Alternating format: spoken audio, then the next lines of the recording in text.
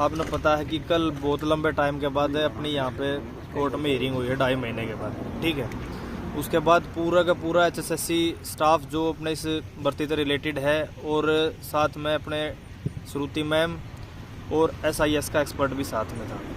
तो वहाँ बहुत बढ़िया तरीके से 201 के बाद 257 नंबर आया। सब ने पता है इससे पहले ऐसा कभी नहीं हो रहा था कि आपका डायरेक्ट नंबर आ रहा था, क्योंकि कोर्ट में नंबर आपका जो केस नंबर था वो काफ़ी पीछे था।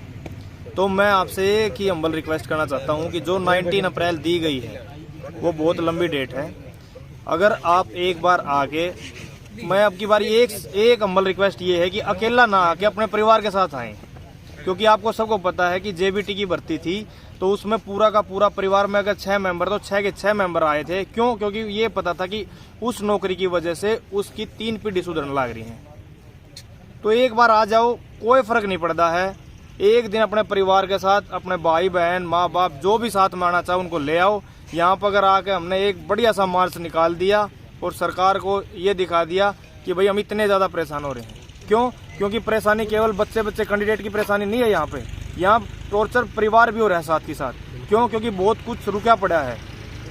हर बंदे के अपने लाइफ में बहुत सारे एम हुए हैं कि मतलब ये हर कोई नहीं चाहेगा कि मैं एक बढ़िया फील्ड में जाना चाहूँ, लेकिन क्या हो रहा है कि इस भर्ती की वजह से बहुत सारे बच्चे ऐसे हैं यहाँ पे, ना तो वो दोबारा से अपनी पढ़ाई का स्टार्टअप करने पाए, ना वो कुछ आगे कोई काम धंधा सोचने की शक्ति रही उनके अंदर, और साथ की साथ एज भी जाने लग रही है। क्योंकि इस भर्ती में बहुत सारे ऐसे बच्चे हैं जो 25+ हैं, ठीक है। और बहुत सारे ऐसे हैं, मैं खुद भी एक ऐसा कैंडिडेट हूँ जो EWS के बाद एज रिलैक्सेशन के बाद सेलेक्ट हुआ हूँ।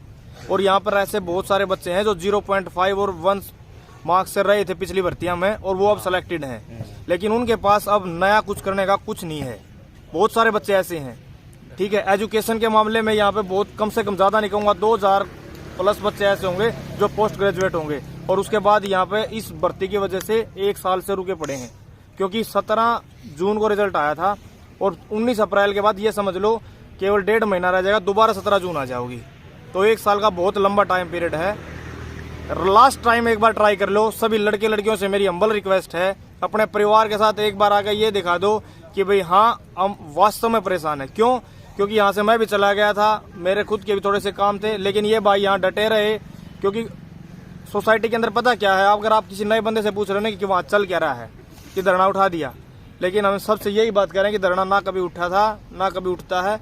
धरना एक के वजह से उठेगा कि हमारी ज्वाइनिंग हो जाएगी, हम यहाँ से चले जाएंगे। हमारा कौन सा आड़ है पर्सनल, हमने कोठी बना रखी है, सीधी बात है ना। यार कोई सा नूब है, एक भी बड़ी आड़ दाल मखनी खान लग रही है, ठीक है। तो भाई एक बार रिक्वेस्ट है, हाथ जोड़ कर रिक्वेस्ट है सबसे, अपने परिवार के साथ सारे के सारे एक बार आ जाओ। अर्ली हियरिंग की अपनी अर्जी एक्सेप्ट हो जाओगी, अर्ली हियरिंग लगा देंगे। जैसे ही अपनी अर्ली हियरिंग होगी, जितनी बात हुई है कोर्ट के अंदर सबको पता है, ना यहाँ पे कोई किसी तरह की अभी ग्रुपबाजी है ना कुछ और, सब प्यार प्रेम से रह रहे हैं। अब की बार अर्ली हियरिंग लग के थोड़ा सा एक बिल्कुल माइनर सा होल रह रहा है, वो चीज़ें क्लियर हो जाएंगी। जैसे ही हमारी सुनवाई होगी तो भर्ती बिल्कुल साफ है। क्यों? क्योंकि सबको पता है गेट के एग्जाम में Allahabad high court, supreme court, साथ के साथ CET, सभी जगह हर जगह ये फॉर्मूला अप्लाई हुआ है।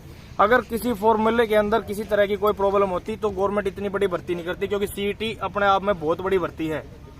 और CET के अंदर बहुत सारे ऐसे बच्चे हैं जो इस भर्ती में रह गए थे, लेकिन वहां 6 मार्क्स ले रखे उन्होंने मेहनत करके। तो हम नहीं चाहते कि इसकी वजह से वो भी परेशान हो। क्यों? क्योंकि सबको पता है अगर इस भर्ती की वजह से रुका हुआ है तो कल को कोई ना कोई CET पे भी स्टे ले लेगा, और जैसे ही CET पे स्टे होगा तो उसके बाद सोच लियो कि कितनी ज्यादा भर्तियां ऐसी हैं जो CET के ऊपर बेस्ड हैं।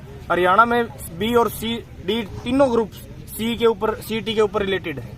अगर वहां पे स्टे लग गया तो ये समझ लो कि पूरा हरियाणा बेरोजगार तो है ही, वैसे ही बेरोजगार इंडिया में नंबर 1 है। हम बेरोजगारी में बहुत कुछ करने के बाद भी बेरोजगारी में नंबर 1 है। कल HCS का रिजल्ट आया है तो आपने देख भी लिया कि भाई मेहनत करने वाले बहुत हैं यहाँ पे बच्चे, और बिल्कुल फेयर चल रहा है सब कुछ, किसी तरह की कोई भी घपलाबाजी नहीं है। तो सरकार से भी हाथ जोड़कर रिक्वेस्ट है कि जैसे भी करके अर्ली हियरिंग एक्सेप्ट करवा दो हमारी, और हम यहाँ से उठ जाए, हमारी ज्वाइनिंग हो जाए। आगे जो हमने लाइफ में सोच रखा है वो चीज़ हमारी हम अपनी फुलफिल कर लें, क्योंकि परिवार भी सुखी हो जाएगा और हम भी सुखी हो जाएंगे। और जो घर बैठे हैं भाई, खासकर मेरे से जो जुड़े हुए हैं या जो जानते हैं, एक एक बंदा अपने परिवार के साथ यहाँ आएगा।